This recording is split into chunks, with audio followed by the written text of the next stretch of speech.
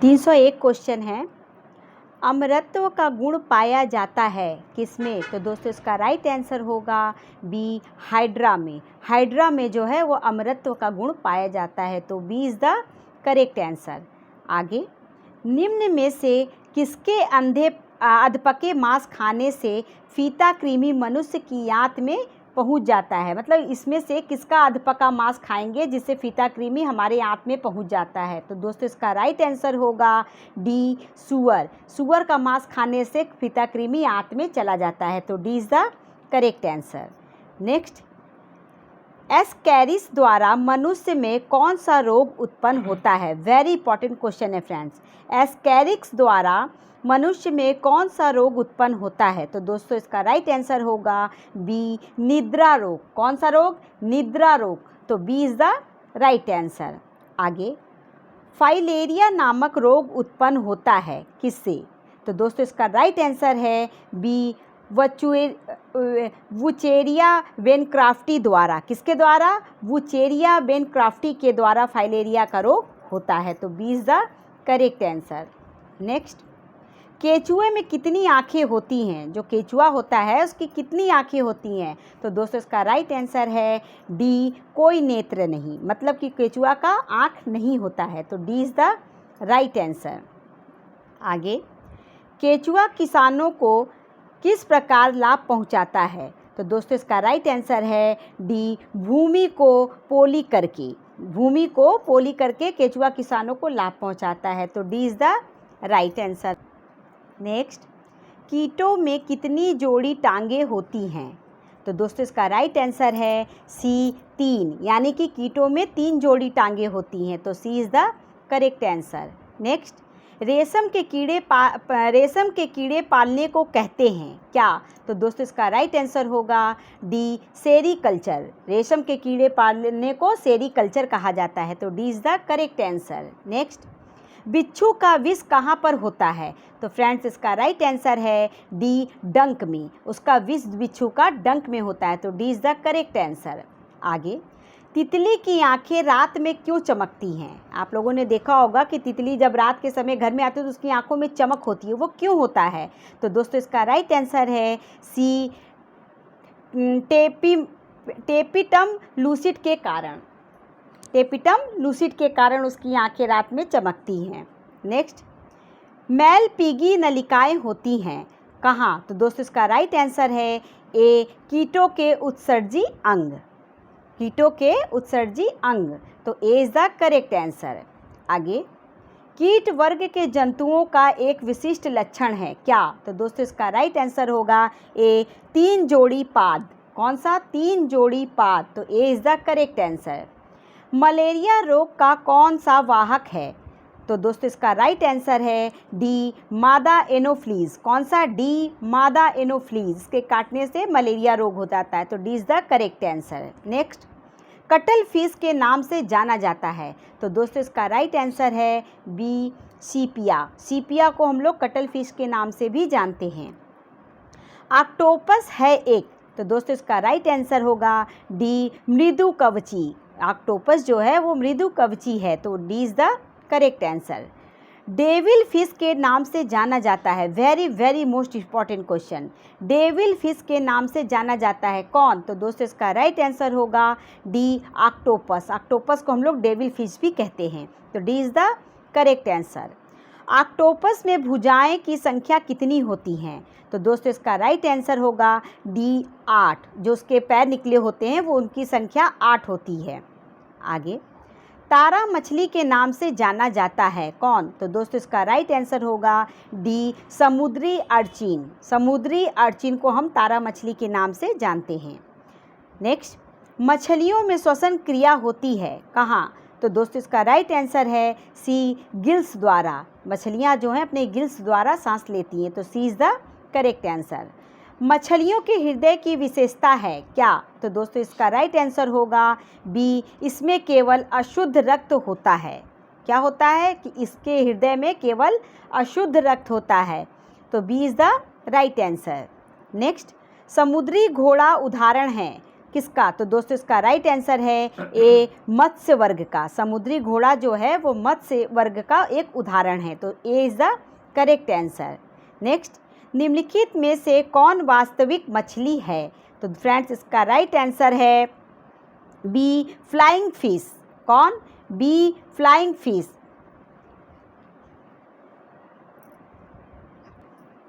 Next, निम्न में से कौन एक मीन यानी कि फिश है? तो दोस्तों इसका राइट आंसर होगा सी फ्लाइंग फिश। फ्लाइंग फिश है, तो C is the correct answer.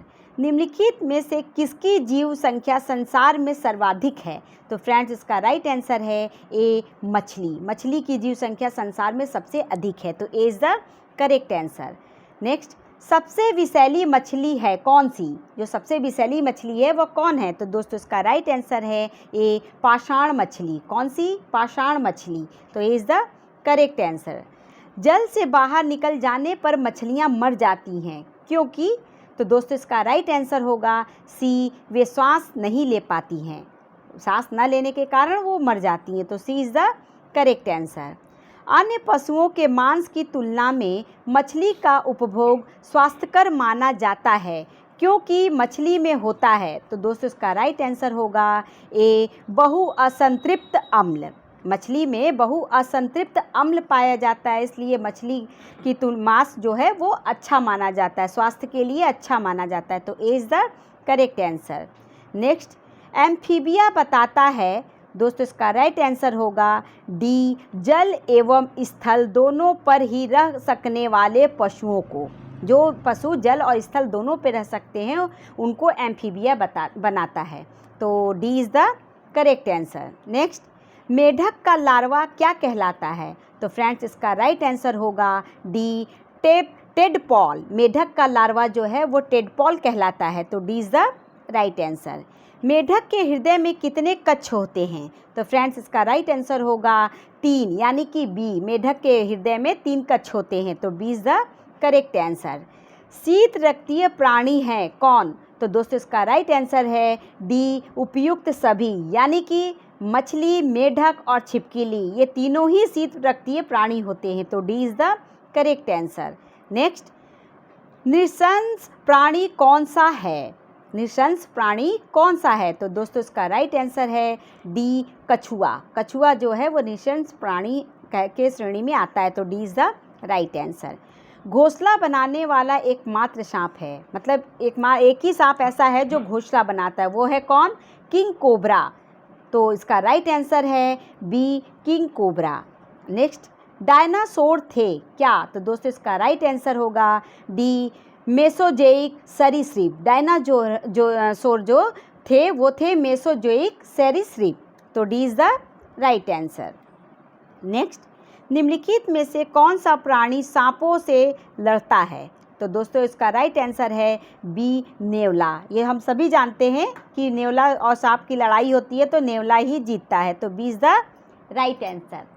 आगे, सबसे बड़ा जीवित पक्षी है कौन सा? तो दोस्तों इसका राइट आंसर होगा सी शुतुरमुर्ग। शुतुरमुर्ग जो है वो सबसे बड़ा जीवित पक्षी है, तो C is the correct answer. सबसे छोटा पक्षी है कौन? तो फ्रेंड्स इसका राइट आंसर है B hummingbird. Hummingbird जो है वो सबसे छोटा पक्षी होता है।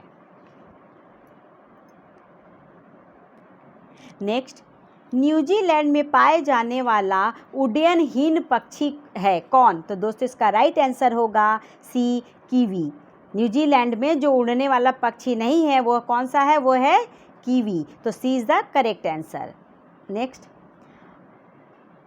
आर्कियोप्टेरिक्स है क्या? तो दोस्तों इसका राइट आंसर है ए जुरासिक युग का सर्वपुरातन पक्षी। क्या है? जुरासिक युग का सर्वपुरातन पक्षी, तो A is the correct answer. Penguin चिड़िया कहाँ पाई जाती है? तो दोस्तों इसका राइट आंसर होगा सी अंटार्कटिका। पेंगुइन चिड़िया जो है अंटार्कटिका में पाई जाती है, तो C is the correct answer.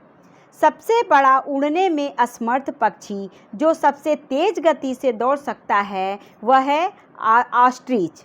जो मतलब उड़ने में असमर्थ है लेकिन वो बहुत तेज़ गति से दौड़ता है, तो उसका नाम है ऑस्ट्रिच, तो C is the correct answer. Next, पावो क्रिस्टेशन किसका वैज्ञानिक नाम है? पावो क्रिस्टेशन किसका वैज्ञानिक नाम है? तो दोस्तों इसका राइट आंसर है डी, मोर। मोर का नाम है, तो D is the correct answer. Dolphin किस वर्ग का उदाहरण है? तो दोस्तों इसका राइट आंसर होगा सी, स्तनधारी। डॉल्फिन जो है वो स्तनधारी होता है, तो dolphin C is the correct answer. Next, निम्नलिखित में से में कौन स्तनधारी नहीं है? तो दोस्तों इसका राइट आंसर है डी, मगरमच्छ। मगरमच्छ जो है वो स्तनधारी नहीं है, तो D is the correct answer. निम्नलिखित में से कौन सा प्राणी स्तनधारी नहीं है? तो दोस्तों इसका राइट आंसर होगा ए, मछली। मछली जो है वो स्तनधारी नहीं है, मछली अंडे देते हैं, तो A is the correct answer. Next, dolphin वर्गीकृत किए जाते हैं? तो फ्रेंड्स इसका राइट आंसर होगा डी, स्तनी में। किसमें? स्तनी में, तो D is the correct answer. आगे, सबसे विशाल जीवित स्तनपायी है कौन? तो फ्रेंड्स इसका राइट आंसर है सी, नीली व्हेल। कौन? नीली व्हेल सबसे विशाल जीवित स्तनपायी कही जाती है, तो C is the correct answer. आगे, सबसे बड़ा जीवित स्तनपायी है? तो दोस्तों इसका राइट आंसर है डी, नीली व्हेल। कौन? डी, नीली व्हेल। आगे, भारत का राष्ट्रीय स्तनी है कौन? तो फ्रेंड्स इसका राइट आंसर होगा डी, बाघ। आगे, स्तनी के हृदय में कितने कोष्ठ होते हैं? तो दोस्तों इसका राइट आंसर होगा सी, 4। 4 कोष्ठ होते हैं, तो C is the correct answer. Whale के हृदय में कुल कितने चैम्बर होते हैं? तो दोस्तों इसका राइट आंसर है सी, 4। 4 चैम्बर होते हैं। आगे, निम्नलिखित में से नियत तापी प्राणी कौन सा है? निम्नलिखित में से, वेरी इंपॉर्टेंट क्वेश्चन है दोस्तों, निम्नलिखित में से नियत तापी प्राणी कौन सा है? तो दोस्तों इसका राइट आंसर होगा सी, चमगादड़। सी, चमगादड़, तो C is the right answer. मनुष्य में कुल कितनी हड्डियां होती हैं? तो फ्रेंड्स इसका राइट आंसर है बी, 206। कितनी? 206। नेक्स्ट, मनुष्य की खोपड़ी में कितनी अस्थियां होती हैं? जो हमारे सर होती है उसमें कितनी अस्थियां होती हैं? तो दोस्तों इसका राइट आंसर है ए, 8। उसमें कुल 8 अस्थियां होती हैं, तो A is the correct answer. Next, मनुष्य के शरीर में पसलियों के कितने जोड़े होते हैं? जो हमारी पसलियां होती हैं शरीर में उसके कितने जोड़े होते हैं? तो फ्रेंड्स इसका राइट आंसर होगा ए, 12। 12 जोड़े होते हैं। नेक्स्ट, मानव शरीर की सबसे छोटी हड्डी है क्या? तो दोस्तों इसका राइट आंसर है सी, स्टेपिस। कौन सी हड्डी सबसे छोटी होती है? स्टेपिस, तो C is the correct answer. मानव शरीर की सबसे लंबी हड्डी है कौन? तो दोस्तों इसका राइट आंसर होगा डी, फीमर। फीमर जो है वो हमारे शरीर की सबसे लंबी हड्डी होती है, तो D is the correct answer. Next, मनुष्य के शरीर में पैर की हड्डी? तो फ्रेंड्स इसकी राइट आंसर होगा ए, खोखली होती है। जो हमारे पैर की हड्डियां होती हैं वो खोखली होती हैं, तो A is the correct answer. Tibia नामक हड्डी किसमें पाई जाती है? तो दोस्तों इसका राइट आंसर है बी, टांग। टांग में टीबिया नामक हड्डी पाई जाती है। मानव के शरीर में किस अंग की हड्डी सबसे लंबी होती है? तो दोस्तों इसका राइट आंसर होगा बी, अरू यानी कि जांघ। जांघ की हड्डी जो है वो सबसे लंबी होती है, तो B is the correct answer. Next, मनुष्य के जीवन काल में कितने दांत 2 बार विकसित होते हैं? मनुष्य के हमारे जीवन काल में कितने दांत मतलब 2 बार विकसित होते हैं, मतलब 2 बार निकलते हैं? तो दोस्तों इसका राइट आंसर होगा सी, 20। 20 दांत जो हैं वो दो बार निकलते हैं, तो C is the correct answer. Next, मानव शरीर में पाचन का अधिकांश भाग किस अंग में संपन्न होता है? तो फ्रेंड्स इसका राइट आंसर है सी, छोटी आंत। छोटी आंत में, तो C is the correct answer. Next, निम्नलिखित में से कौन सा पाचक एंजाइम नहीं है? Very very most important question है फ्रेंड्स, कि निम्नलिखित में से कौन सा पाचक एंजाइम नहीं है? तो इसका राइट आंसर है सी, इंसुलिन। इंसुलिन जो है वो पाचक एंजाइम नहीं होता है, तो C is the right answer. अधिकतम पोषक तत्व रक्त में अवशोषित किए जाते हैं किसके द्वारा? तो दोस्तों इसका राइट आंसर है सी, छोटी आंत से। किससे? सी, छोटी आंत से, तो C is the correct answer. लार में कौन सा एंजाइम पाया जाता है? तो फ्रेंड्स इसका राइट आंसर होगा बी, टाइलिन। लार में टाइलिन एंजाइम पाया जाता है, तो B is the correct answer. पेट में भोजन को पचाने के लिए निम्नांकित में से किसकी खास आवश्यकता होती है? तो फ्रेंड्स इसका राइट आंसर है सी, एंजाइम। एंजाइम की आवश्यकता भोजन को पचाने के लिए बहुत ही होती है, तो C is the correct answer. मुख से निकली लार पाचन करती है किसका? तो दोस्तों इसका राइट आंसर है बी, मंड का। मुंह से जो हमारे लार निकलती है वो मंड का पाचन करती है, तो B is the correct answer. Next, निम्नलिखित में से किस अम्ल की उपस्थिति मानव पेट में होती है? तो फ्रेंड्स इसका राइट आंसर होगा बी, हाइड्रोक्लोरिक अम्ल। किसके अम्ल की उत्पत्ति पेट में होती है? तो हाइड्रोक्लोरिक अम्ल की, तो B is the correct answer. मानव शरीर में भोजन का रक्त द्वारा अवशोषण सर्वाधिक होता है कहाँ? तो फ्रेंड्स इसका राइट आंसर है सी, छोटी आंत में, तो C is the correct answer. पाचन क्रिया में प्रोटीन किस पदार्थ में बदल जाते हैं? तो फ्रेंड्स इसका राइट आंसर होगा सी, एमिनो अम्ल। वो एमिनो अम्ल में बदल जाते हैं, तो C is the correct answer. आमाशय को पाचक रस के उत्पादन के लिए उत्तेजित करने वाला हार्मोन्स कौन सा है? Very important question. आमाशय को पाचक रस के उत्पादन के लिए उत्तेजित करने वाला हार्मोन्स कौन सा है? तो फ्रेंड्स इसका राइट आंसर है बी, ट्रिप्सिन। कौन? B, trypsin. नेक्स्ट, आहार नाल में स्टार्च के पाचन में अंतिम उत्पाद क्या है? Very very most important question. आहार नाल में स्टार्च के पाचन में अंतिम उत्पाद क्या है? तो फ्रेंड्स इसका राइट आंसर है सी, माल्टोज। कौन सा? सी, माल्टोज, तो C is the correct answer. निम्नलिखित में से वह अंग कौन सा है जो मानव शरीर में ग्लाइकोजेन के रूप में कार्बोहाइड्रेट को जमा करता है? वेरी इंपॉर्टेंट क्वेश्चन कि निम्नलिखित में से वह कौन सा अंग है जो मानव शरीर में ग्लाइकोजेन के रूप में कार्बोहाइड्रेट को जमा करता है? तो फ्रेंड्स इसका राइट आंसर होगा डी, यकृत। कौन सा? डी, यकृत। ग्लाइकोजन निम्नलिखित में से किसमें जमा होती है? तो दोस्तों इसका राइट आंसर है डी, यकृत। यकृत में जमा होती है। नेक्स्ट, पित्त निम्न में से किसके द्वारा पैदा किया जाता है? तो दोस्तों इसका राइट आंसर होगा ए, यकृत। यानी कि जो हमारे शरीर में पित्त बनता है वह यकृत से पैदा होता है, तो A is the correct answer. पित्त जमा होता है कहाँ? पित्त जो होता है वो शरीर में कहाँ जमा होता है? तो फ्रेंड्स इसका राइट आंसर है ए, पित्ताशय में। कहाँ? पित्ताशय में। चर्बी को पचाने में जो पित्त द्रव सहायक करता है वह स्रावित होता है कहाँ से? तो फ्रेंड्स इसका राइट आंसर होगा डी, यकृत से। वह स्रावित होता है यकृत से, तो D is the correct answer. पित्त का मुख्य कार्य है, वेरी वेरी इंपॉर्टेंट क्वेश्चन, पित्त का मुख्य कार्य है क्या? तो दोस्तों इसका राइट आंसर है बी, वसा का एंजाइम द्वारा पाचन करना। जो वसा होती है उसको एंजाइम द्वारा पचा देना, तो B is the right answer.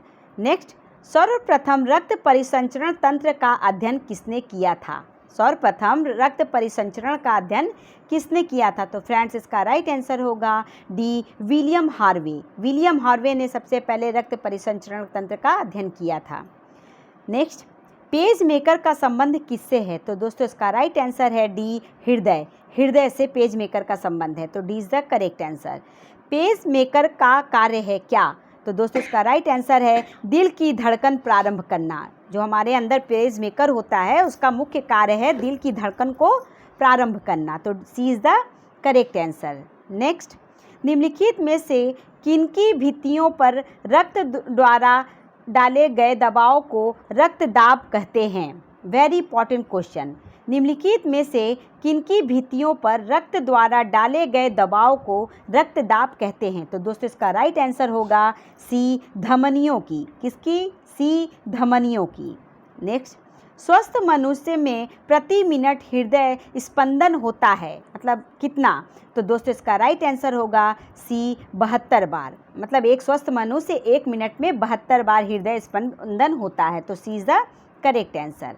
स्वस्थ मनुष्य का रक्तचाप यानी कि सिस्टोलिक व डायस्टोलिक होता है कितना? तो दोस्तों इसका राइट आंसर है ए, 120 mm, यानी कि 120 mm सिस्टोलिक और 80 mm और डायस्टोलिक, तो A is the correct answer. Next, स्वस्थ मानव के शरीर में रक्त की कुल मात्रा कितनी होती है? तो फ्रेंड्स इसका राइट आंसर है सी, शरीर के वजन का 7%। कितनी होती है कुल मात्रा मनुष्य के शरीर में?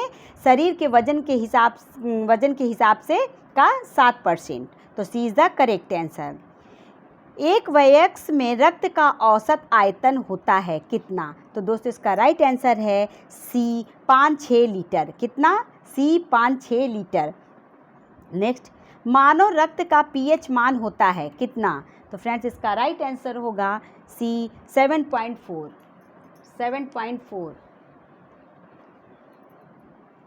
नेक्स्ट, मानव शरीर में रुधिर बैंक का कार्य कौन करता है? Very very most important question कि मानव शरीर में रुधिर बैंक का कार्य कौन करता है? तो दोस्तों इसका राइट आंसर है ए, तिल्ली। कौन? ए, तिल्ली। तो A is the correct answer. रक्त में पाई जाने वाली धातु है, मतलब जो हमारे शरीर रक्त में खून में पाए जाने वाली धातु है वह कौन सी है? तो दोस्तों इसका राइट आंसर होगा डी, लोहा। कौन सा? डी, लोहा।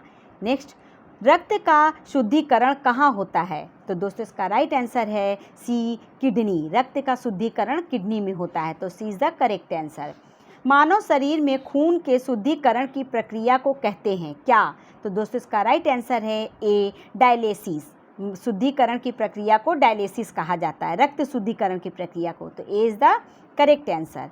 नेक्स्ट, रक्त में लाल रंग निम्न में से किसके कारण होता है? तो फ्रेंड्स इसका राइट आंसर है बी, हीमोग्लोबिन। लाल रंग जो है वो हीमोग्लोबिन के कारण होता है। तो B is the correct answer. शरीर में हीमोग्लोबिन का कार्य है क्या? तो दोस्तों इसका राइट आंसर है ए, ऑक्सीजन का परिवहन। ऑक्सीजन का परिवहन। नेक्स्ट, मानव शरीर के अंदर नलिकाओं में रक्त का मुक्त प्रवाह होता है। निम्नलिखित में से किस रसायन की उपस्थिति में नलिकाओं में प्रवाहित रक्त का थक्का नहीं बनता है? तो दोस्तों इसका राइट आंसर है डी, हिपेरिन। किसमें? D, heparin. नेक्स्ट, मानव शरीर में लाल रक्त कण का निर्माण कहाँ होता है? तो दोस्तों इसका राइट आंसर है डी, अस्थि मज्जा। जो लाल रक्त होते हैं हमारे शरीर में वो अस्थि मज्जा में बनते हैं। तो D is the correct answer. Next, उच्च उन्नतांश पर मानव शरीर में आरबीसी, तो दोस्तों इसका राइट आंसर है सी, की संख्या बढ़ेगी। क्या होगा? सी, की संख्या बढ़ेगी। तो C is the correct answer.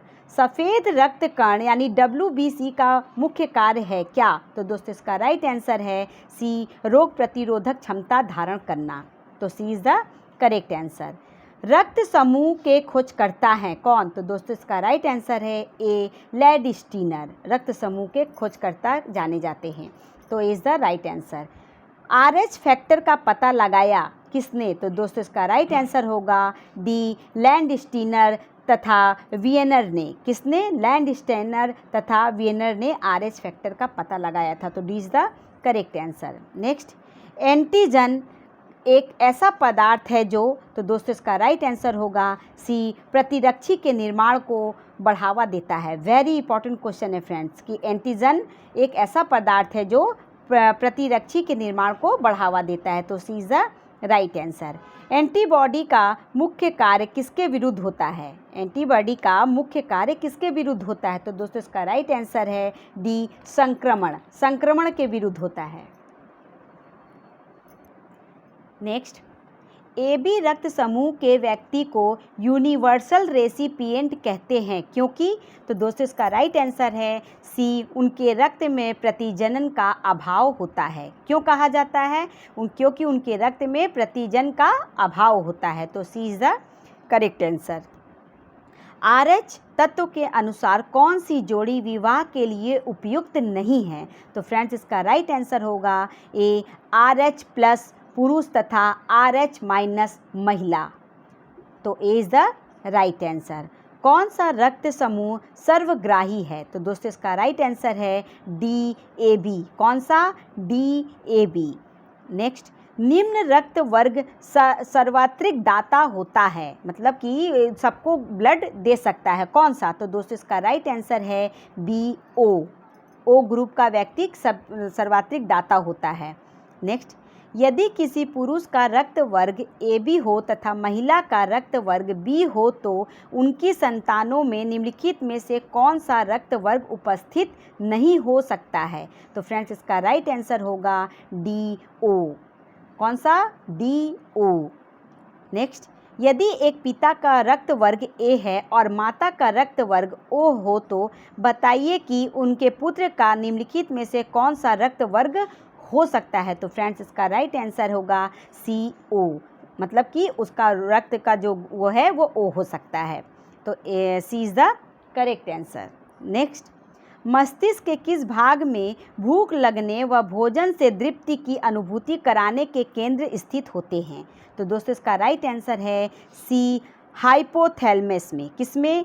C, hypothalamus में। तो C is the right answer. Next, मानव मस्तिष्क में बुद्धि का केंद्र है कौन? तो दोस्तों इसका राइट आंसर होगा B, सेरेब्रम। सेरेब्रम जो है वो बुद्धि का केंद्र होता है। तो B is the right answer. Cerebrum किससे संबंधित है? तो फ्रेंड्स इसका राइट आंसर है C, मस्तिष्क। वो मस्तिष्क से संबंधित है। मनुष्य के मस्तिष्क का सबसे बड़ा भाग है कौन? तो दोस्तों इसका राइट आंसर है C, प्रमस्तिष्क। मनुष्य के मस्तिष्क का सबसे बड़ा भाग प्रमस्तिष्क होता है। तो C is the right answer. मानव शरीर की किन कोशिकाओं में सबसे कम पुनर्योजन शक्ति होती है? Very important question. मानव शरीर की किन कोशिकाओं में सबसे कम पुनर्योजन शक्ति होती है? तो दोस्तों इसका राइट आंसर है A, मस्तिष्क कोशिकाएं। किसमें? A, मस्तिष्क कोशिकाएं। तो A is the right answer. मानव शरीर की सबसे बड़ी कोशिका है कौन सी? तो दोस्तों इसका राइट आंसर होगा C, तंत्रिका कोशिका। कौन सी? तंत्रिका कोशिका। तो C is the correct answer. मनुष्य में मेरुदंड से कितनी जोड़ी तंत्रिका निकलती है? तो फ्रेंड्स इसका राइट आंसर होगा C, 31, यानी कि 31 जोड़ी तंत्रिका निकलती है। तो C is the correct answer. Next, प्रतिवर्ती क्रियाओं का नियंत्रण केंद्र कहाँ पर है? तो दोस्तों इसका राइट आंसर होगा C, कशेरुक रज्जु में। कहाँ? कशेरुक रज्जु में। तो C is the correct answer. So friends, आपको मेरा वीडियो कैसा लगा? अगर अच्छा लग रहा तो प्लीज़ इसको लाइक करिए, सब्सक्राइब करिए और कमेंट करके मुझे बताइए। तो आज के लिए बस इतना ही। तब तक थैंक यू सो मच।